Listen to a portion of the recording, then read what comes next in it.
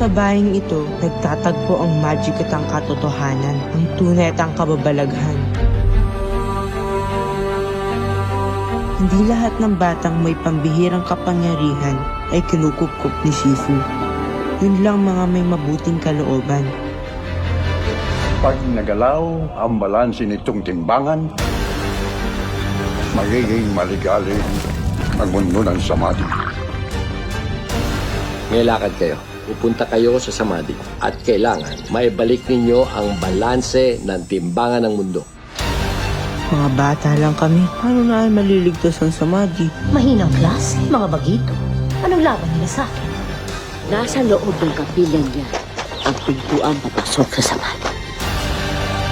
Sigurado ba kayong sinanay ng tatlong bata para magtagumpay? Sigurado kung sinanay ko silang manatiling buhay.